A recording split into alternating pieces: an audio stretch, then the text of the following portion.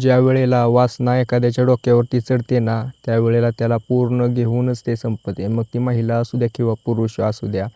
अशीच एक घटना बघणार आहोत आपण. एक डॉक्टर महिला, तिचं एका तरुणासोबत लग्न झालं. तो तरुण तिच्याच दवाखान्यामध्ये झाडू पोछा करणारा तरुण होता. त्याच्यासोबत लग्न झालं. दोघांच्या वयामध्ये 5 ते 6 वर्षाचा फरक. ही महिला त्या तरुणापेक्षा 6 वर्षांनी मोठी होती. पण ज्यावेळेला लग्न होऊन सुहागरात्र करायची वेळ आली, त्यावेळेला या महिलेने हवस पूर्ण करण्यासाठी इंजेक्शन दिलं शक्तिवर्धक त्या पोराला आणि त्याच्यासोबत असं काही भयंकर केलं. तेच आज आपण तुम्हाला या व्हिडिओमध्ये सांगणार आहे. व्हिडिओ शेवटपर्यंत नक्की बघा.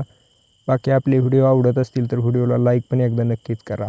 तर नमस्कार मित्रांनो, या घटनेची सुरुवात होते 2014 पासून. सुनीता नावाची एक 14 वर्षांची पोरगी. या पोरीची इच्छा होती की पुढे चालून हिने डॉक्टर व्हावं. त्याच्यासाठी तिच्या आईवडिलांनी तिला शिक्षण द्यायला चालू केलं. 11वी झाली, 12वी झाली. आता ज्या काय तिच्या स्पर्धा परीक्षा वगैरे असतात, म्हणजे ते डॉक्टरच्या कॉलेजसाठी ॲडमिशन घेण्यासाठी, त्या स्पर्धा त्याने क्लिअर केल्या. त्याच्यानंतर तिला एका कॉलेजमध्ये ॲडमिशन भेटलं. या सुनीताचं लक्ष एकच होतं की मला डॉक्टर बनायचं आहे, माझ्या आईवडिलांचं स्वप्न पूर्ण करायचं आहे, माझं स्वप्न पूर्ण करायचं आहे. त्याच्यासाठी मेहनत भरपूर करायची. फर्स्ट इयर गेलं, सेकंड इयर गेलं. पण आता माणूस एकच गोष्ट रोज रोज रोज करून कंटाळा येतो माणसाला.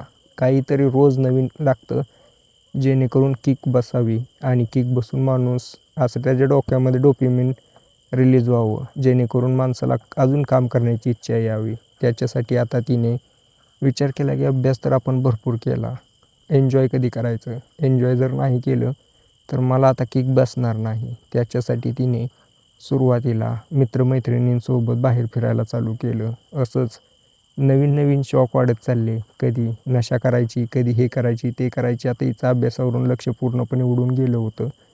हिचं आता लक्ष पूर्ण एन्जॉय करण्यामध्ये चालू झालं होतं. कारण तिला नवीन रोज किक भेटायची.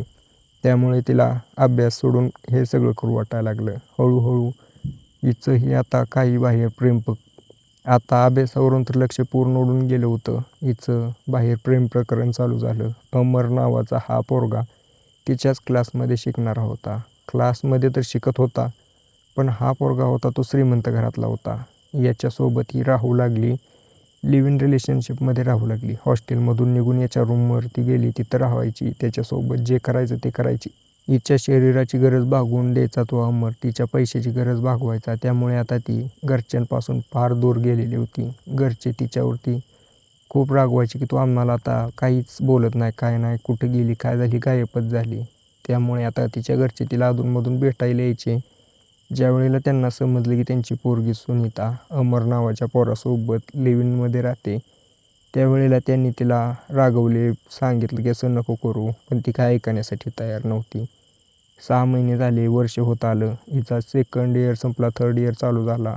यावेळेला हिच्या आईवडिलांना या सुनीताचा कॉल जातो. हा जो अमर आहे मला प्रताडित करतोय, मारतोय आणि माझ्याकडून नाही ते करून घेतोय. मला हे सहन होत नाही, न्यायला या. आता या सुनीताची आत्तापर्यंत मेंटल स्थिती एवढी खराब झाली होती की आता तिला समजत नव्हतं की ती काय करते, कसं काय. त्यावेळेला तिचे घरचे आईवडील आले. आईवडील ज्यावेळेला आले त्यावेळेला तिला घेऊन गेले. आता अमर यांच्यावरती रागवू लागला, पैशाचा धाक दाखवू लागला. पण यांनी केस केली त्यावेळेला तो शांत झाला. या सुनीताची मानसिक स्थिती तर खूप खराब झाली होती. या सुनीताला आता दवाखान्यामध्ये भरती केलं, हिच्यावरती उपचार केलं. पुढे चालून या सुनीताने थोडेफार नीट झाल्यानंतर पुन्हा शिक्षण चालू केलं. शिक्षणामध्ये हुशार होती, त्याच्यामध्ये काही अडचण नव्हती. राहिलेले तिने जे काय वर्ष आहेत ते काढले. डॉक्टरकीची तयारी केली, प्रॅक्टिस वगैरे केली. एका सरकारी दवाखान्यामध्ये कामाला लागून गेली. ज्यावेळेला ती त्या दवाखान्यामध्ये लागली कामाला, 1 वर्ष गेलं, 2 वर्ष गेलं. 3ऱ्या वर्षी या ठिकाणी सुजित नावाचा एक पोरगा आला. सुजित नावाचा 22 वर्षाचा तरुण. हिचं वय 27-28 वर्ष. या सुजितला बघून ही सुनीता अवाक होते. एवढा सुंदर पोरगा कसं काय इथं येऊ शकतो कामाला. या सुजितची स्टोरी सांगतो. सुजित अभ्यास करायचा अजिबात त्याला विचार नव्हता. त्याचे आईवडील जे होते सरकारी नोकरी करायचे. त्यांना वाटायचं की पोरांना पण नोकरी करावी. बँकेत मॅनेजर होते, पण पोरगा काही शिक्षण घ्यायच्या लायकीचा नव्हता. त्यांनी भरपूर वेळा नापास झाला.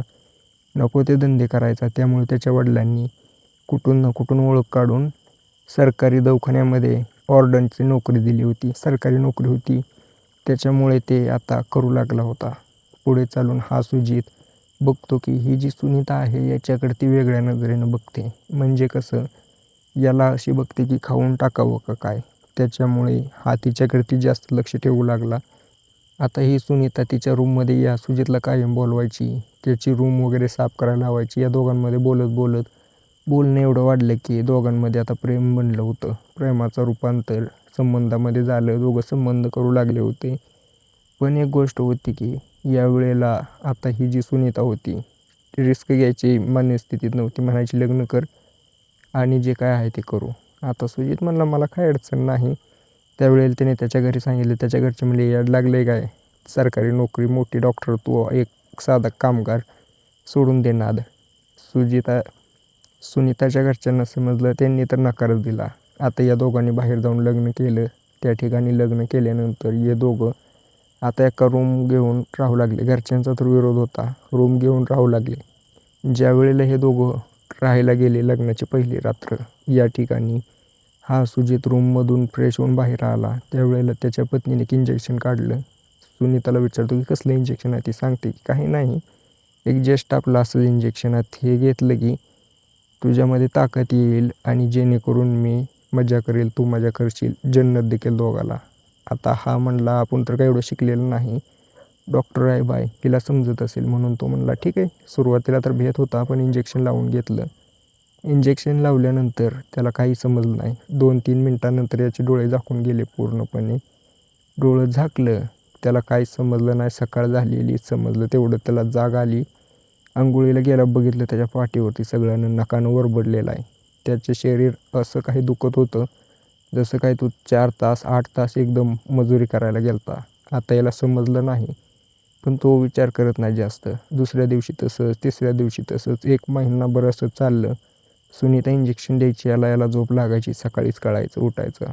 याने आता ठरवलं याचा सगळ्याचा छडा लावला पाहिजे. म्हणून या सुजितने काय केलं, आता विषय म्हणला की हिचं जे काय आहे आपल्याला ती भांडाफोड करावं लागतंय. याने एक दिवशी इंजेक्शन स्वतः लावून घेतो म्हणला आणि हिला पाणी आणायला सांगितलं.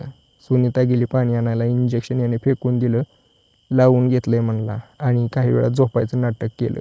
त्यांनी परत अर्धं डोळं उघडून बघितलं तर सुनीता याची कापडं काढते आणि याच्यावरती जनावर चढल्यासारखं चढते. याच्यावरती अत्याचार करायला लागली. त्यावेळेला तो अचानक जागा झाला आणि हिला म्हटला की तू हे करते काय, मला इंजेक्शन. आता हे सगळं बघून सुनीता हैराण झाली. तू तर इंजेक्शन घेतलं होतं ना म्हणली. तो सुजित म्हणला नाही, अजिबात नाही घेतलं मी, मला बघायचं होतं की तू नेमकं काय करते, म्हणून मी हे सगळं नाटक केलं. आता ती विचारू लागला की आता सुजित सुनीताला विचारू लागला की बोल आता काय विषय आहे मला सांग, क्लिअर कट. त्यावेळेला ती सांगू लागते, ती घडलेली पूर्ण घटना सांगते. म्हणते की अमर माझ्यासोबत असं करत होता, मी त्याच्यासोबत लिव्हिंगमध्ये राहायची. तो मला सांगायचा की याच्यामुळे आपल्या दोघांचं नातं घट्ट होईल. मला वाटलं आपल्या दोघांचं बी होईल म्हणून मी असं केलं. मला माहीत नव्हतं की याचा एवढा वाईट परिणाम होईल. त्यावेळेला सुजित आता हिची मानसिक स्थिती समजून घेतो. त्याला माहीत होतं की ही पहिल्यापासून ताणतणावामध्ये जगलेली आहे. हिला डॉक्टरांकडे घेऊन जातो आणि पुढे चालून ही आता हळूहळू नीट होऊ लागते. या दोघांच्या घरचे पण या दोघांना ॲक्सेप्ट करतात.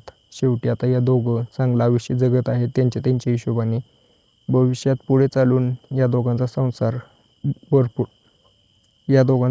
भरपूर पुढे जाईल. पण याच्यामध्ये उतार चढाव येत राहील. अशा काही घटना घडतील जेणेकरून या दोघांमध्ये ताणतणाव येईल.